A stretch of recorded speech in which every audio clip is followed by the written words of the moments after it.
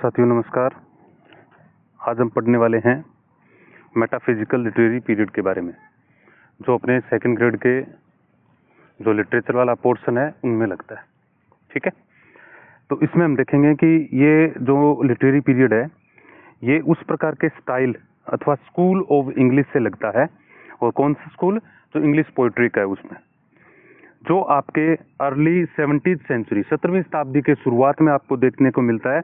लेकिन मुख्यतया Jacobian era जो है ना, यानी जेम्स फर्स्ट 1603 से लेकर 1625, इसमें मुख्यतया अपने को देखने को मिलता है। ठीक है, तो एक तो ये याद रखना है अपने को। ठीक है, फिर क्या है इसमें, ये कोई फॉर्मल लिटरेरी पीरियड नहीं था जैसे रोमांटिक या विक्टोरियन पीरियड था। वैसे ये एक मूवमेंट वाला पीरियड था जिसमें क्या है, जो थीम और स्टाइल थे वो पर्टिकुलर थे, यानी विषय वस्तु जो थी वो एकदम फिक्स हुआ करती थी इसकी। ठीक है, अब देखिएगा मेटाफिजिकल पोइट जो है ना, उन्होंने जो स्मूथ कर्टली पोइट्री जो है ना एलिजाबेथन की, उनसे अलग हो गए थे और फोकस्ड था डेप्थ पे, उनकी विट पे और इंटेलेक्चुअल प्ले पे था। तो ये इनका मुख्य पॉइंट हो गया कि भी बाकी से अलग कैसे थे ये। ठीक है, और जो टर्म है मेटाफिजिकल वो सबसे पहले सैमुअल जॉनसन के द्वारा काम में ली गई थी, जिन्होंने क्या है, जैसे इसके ओवर यूज के लिए इसको क्रिटिसाइज भी किया था। नहीं, इन्होंने खुद ने क्रिटिसाइज किया था, जो जैसे कंसीट वगैरह जो है ना उसके बारे में, लेकिन उसके साथ साथ उन्होंने क्या एक्नॉलेज किया इसके इनोवेशन को। ठीक है, तो ये बात आपको ध्यान रखनी है। ठीक है, फिर इसके बाद आता है इसका जो पीरियड है वो, तो पीरियड में आपके सामने जैसे नियरली 1590 से लेके 1670 तक का। ठीक है, तो लगभग आप ये मान के चलो लगभग 80 साल के लगभग का जो पीरियड है वो अपने को देखने को मिलता है। और 17वीं शताब्दी के शुरुआत में काफी पीक पर था ये।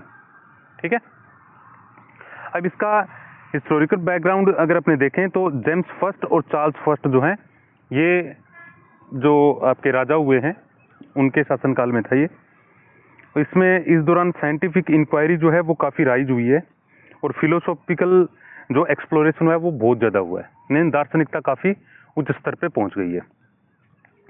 रिलीजियस टेंशन जो है वो देखी गई है, जैसे प्रोटेस्टेंट वर्सेस कैथोलिक कन्फ्लिक्ट वगैरह ऐसे देखने को मिले हैं इसमें। ठीक है, फिर है इंग्लिश सिविल वॉर जो है ना 1640 के अंदर जो हुआ था, तो वो भी अपने को देखने को यहाँ पे मिलता है। ठीक है, फिर इसके जो मुख्य पोइट्स हैं मेटाफिजिकल पोइट, जिसमें जॉन डन मुख्य है इसमें, John Donne, George Herbert, Andrew Marvell, Henry Vaughan और रिचर्ड क्रेसो, ये जो हैं इसमें मुख्य पोइट माने जाते हैं। ठीक है,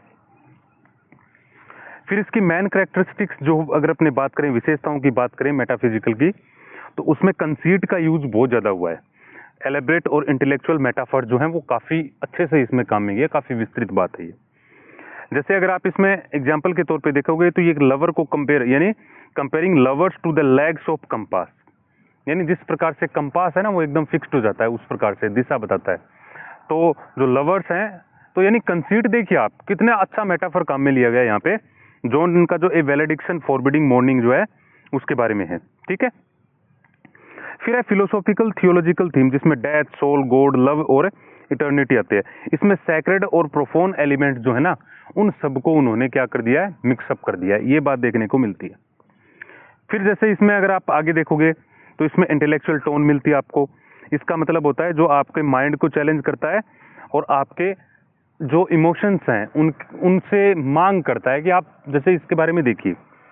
फिर है पैराडॉक्स और आयरनी, जो ये कॉन्ट्राडिक्शन है और डीपर ट्रूथ को रिवील करता है, जैसे डेथ दाउ शैल डाई, जॉन डन का जो पोइम है ना होली सोनेट जो है 10th है, उसमें अपने को देखने को मिलता है। अब इस प्रकार से अगर आप देखोगे तो अब्रम्प्ट ओपनिंग होती है, ड्रामेटिक मोनोलॉग आते हैं जो मिड थॉट से शुरू होते हैं, मिड एक्शन पर खत्म हो जाते हैं।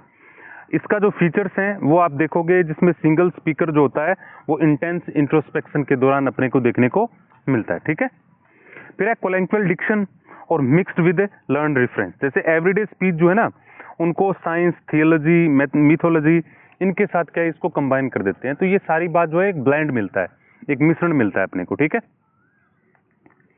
फिर इसके जो जैसे अपने देखें फेम्स वर्क्स हैं, जैसे जॉन डन का द फ्लियर, वेलेडिक्शन और होली सोनेट्स, ये इसके क्या है फेमस जो हैं वो आपके वर्क्स हैं। जैसे जॉर्ज हर्बर्ट के द कॉलर ईस्टर्न विंग्स है, एंड्रयू मार्वल का जो है to his coy mistress, Henry Vaughan का the world, they are all gone into the world of lights.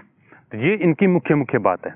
देखिएगा, जैसे हम देखें जो सेकंड ग्रेड का जो एग्जाम होता है उसमें सामान्य सी बात पूछ जाती है, सीधा प्रश्न पूछा जाता है। तो उसके अकॉर्डिंग अगर अपने बात करें तो ये अपना पूरा है, एकदम बिल्कुल शॉर्ट स्वीट है।